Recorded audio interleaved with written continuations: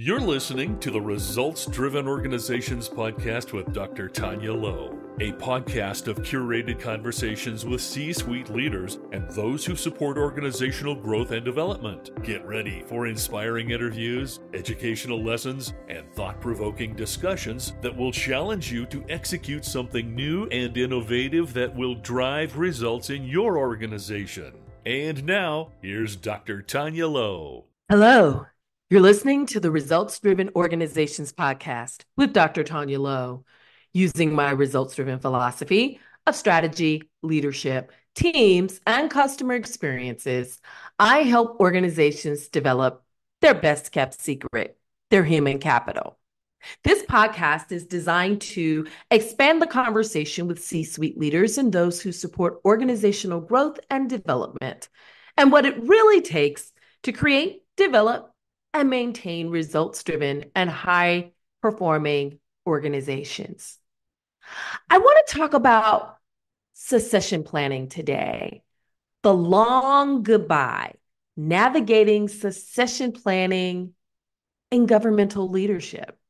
And I'm sure this doesn't just apply to government. I grew up in government and nonprofit spaces, and so I see succession planning from an entirely different lens. And I'm sure those of you who are listening, if you have a governmental background, you can understand this.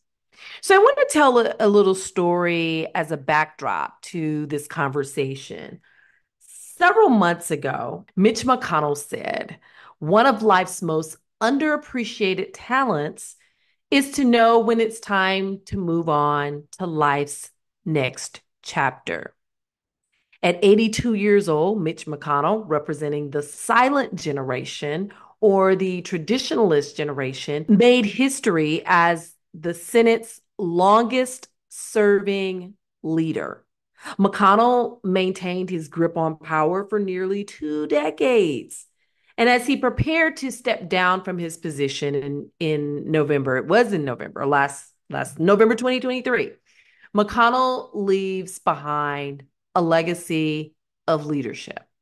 Regardless of where you sit on the political spectrum, that's not what we're talking about. We're talking about leadership and where you sit and how you transition in, what you do when you're in that seat, but most importantly for this discussion, how you transition out.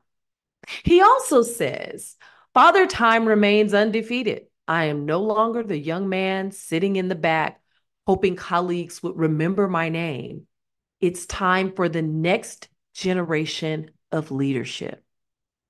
Yes, it's time, but are they prepared, was my question. Was there a succession plan? Who will develop the next generation? Did he take people underneath his wing and train them and develop them? So many questions.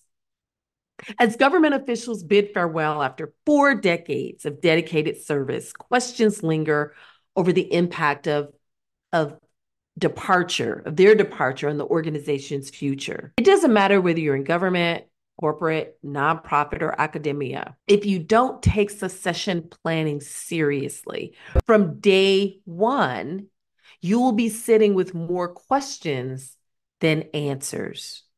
It doesn't matter whether during those 40 years were steered by one exceptional leader or a team of dedicated individuals. The absence of a succession plan, it casts a shadow over continuity, over agility, stability, and institutional knowledge.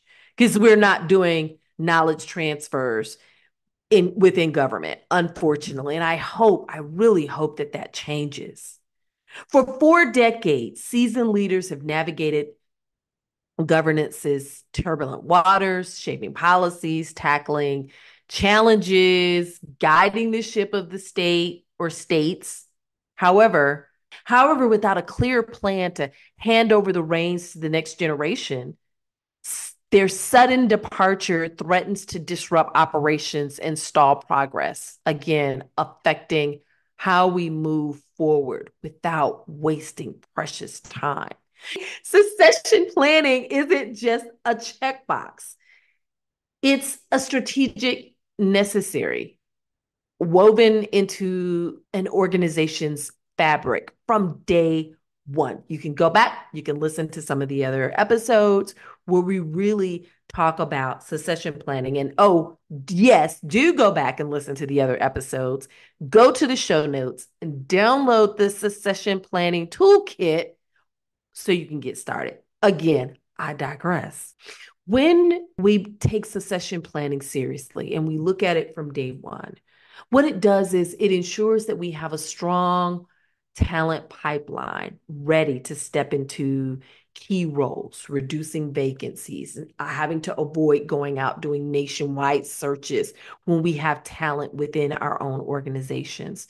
It's about cultivating and nurturing future leaders, identifying those rising stars. And when we see those rising stars, we're pouring into them, equipping them with the tools and the training and the mentorship that they need to operate in a results-driven organization. Succession planning isn't a one-off. It's ongoing.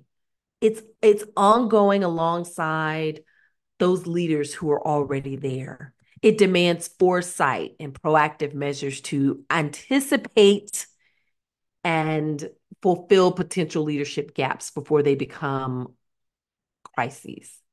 You know, during the pandemic, a lot of let me back up. During the pandemic, we saw who the real leaders were, and they often were not the people in leadership positions or people with the leadership titles.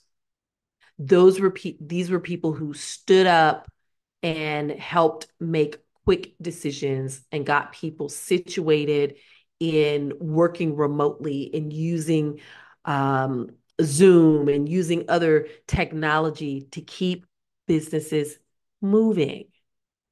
Why do we have to wait until we're in crisis mode to enact the troops when we can prepare our troops while they're already in place, while it's not a crisis?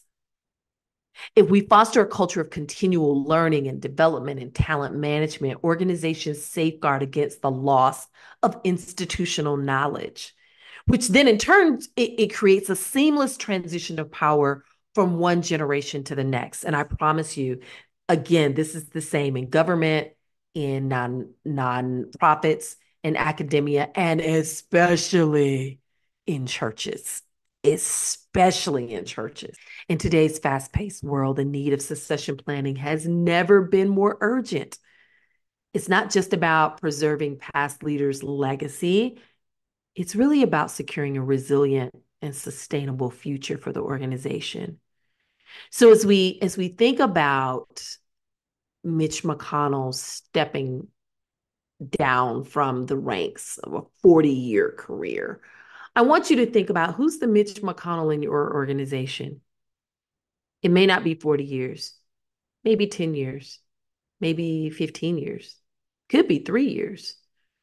What are you doing to close that gap? What are you doing to help that person prepare their team, prepare someone within the organization to carry the torch forward with confidence and competence? I hope you enjoyed this episode. Visit the show notes page to grab a copy of Results-Driven Organizations, the 4 Keys to a High-Performance Workplace. And while you're there, grab our special gift to you for being a valuable listener. And you know what? I think I may go back and add the succession planning toolkits to this episode because succession planning is just that important. And if you need help, give me a call. Until next time.